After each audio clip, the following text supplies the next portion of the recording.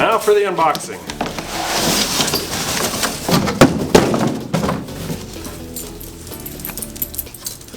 Oh look, it's an engine. Okay, so what we have here in the box is our awesome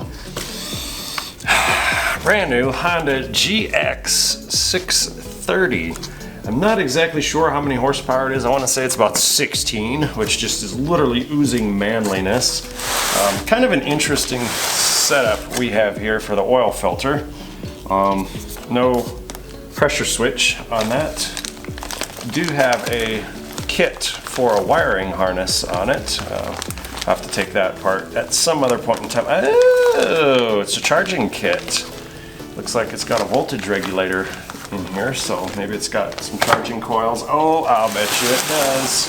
Here's the little wire harness on the side for that. So these two white ones are most definitely going to be your charging, and then I'm sure you're going to have a solenoid for fuel cutoff on the carburetor, and then a kill switch for the magneto. So the only thing I am not seeing is the throttle.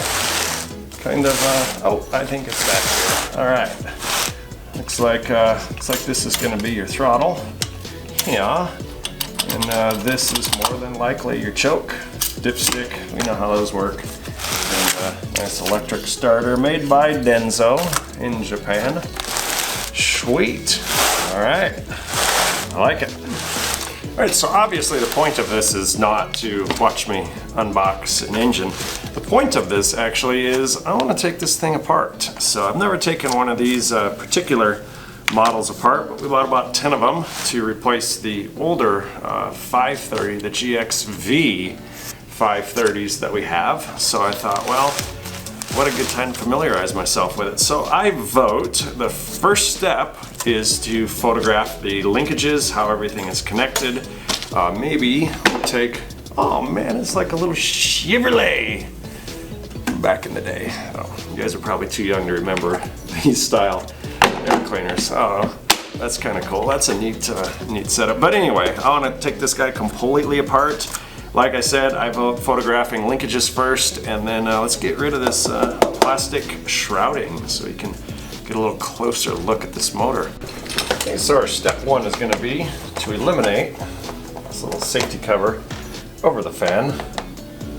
It does use these kind of unique stepped screws. I did look it up, 20.8 horsepower. That's a lot.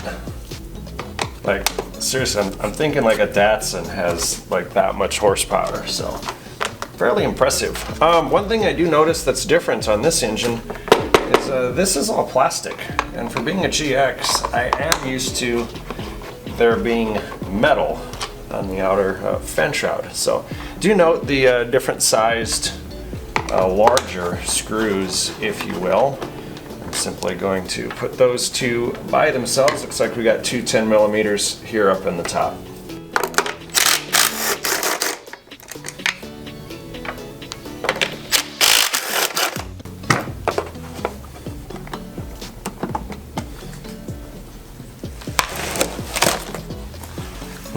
Got two more down here.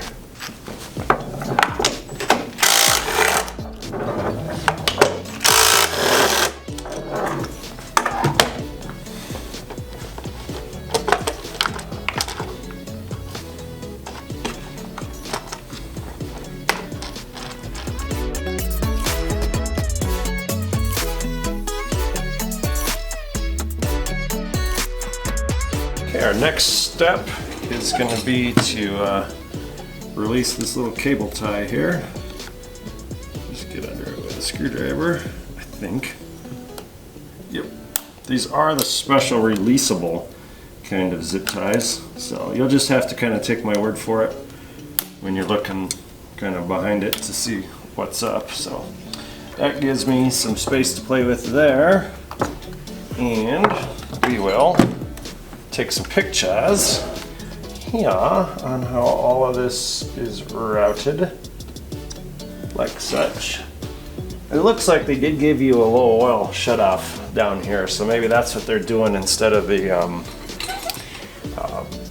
oil pressure sensor on there. I suppose you could always put one on there if you you know, so desired. But that's probably neither here nor there. So I'm just gonna very carefully, without ruining anything on this brand new motor, remove that oil level switch wiring. I'm gonna come in here, I'm gonna zip this 10 mil and probably, yep, one back here holding the dipstick. Okay, and Mr. Dipstick should come out. Yep, with an O-ring. It's nice. Fastener is a different size, so you might need to be mindful on what that was. I'll just go back and review the footage, see which one went where, or you can probably guess that the two longer ones came out of the fan shroud, considering that doesn't take, you know, a ton of, little bracket ain't real thick. That's what I'm trying to say. Okay, we got one more. Here on the top should be the same length. Yes. Okay, I don't have a manual for this engine, unfortunately. So we're just winging it. I don't think it's gonna be that much different than the existing GX 530s that I already have. So maybe some cosmetic things, but I see all of these wires are ran through a grommet in the case.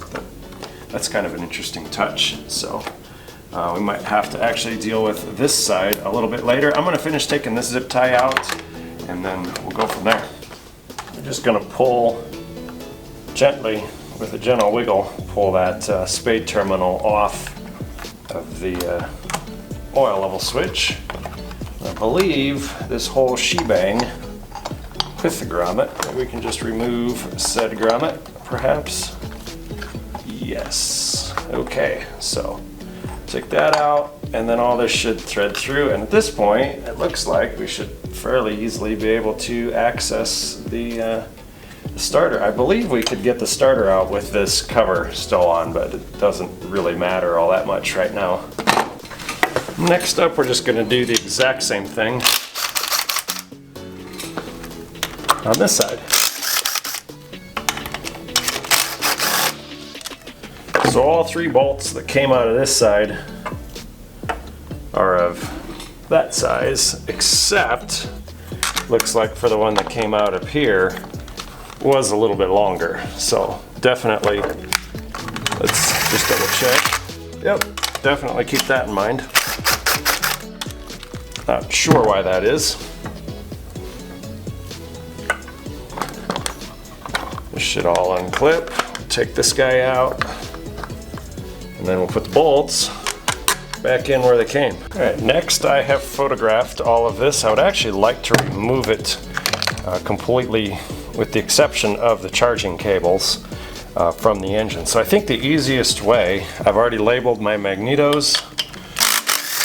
So we're just going to remove, these are the fasteners that go with it. Probably just put those back. The GXV has spacers on one of the mags. This one does not appear to have those, so just be aware of that when you start pulling these things off. There is a plastic retainer up here. Should be able to just remove that and kind of let that hang. Okay. There we go.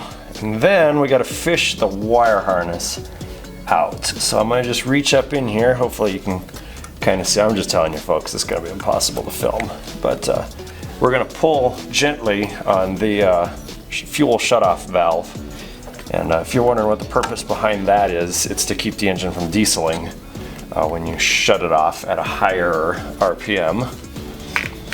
So if you don't idle it down first, we're just going to remove our spark plug wires. We're going to grab those by the boot, not by the cable itself. Then this whole wire harness should come out of the engine. Well, there you got it, folks. That is the end of, I guess I'll call it, section 1.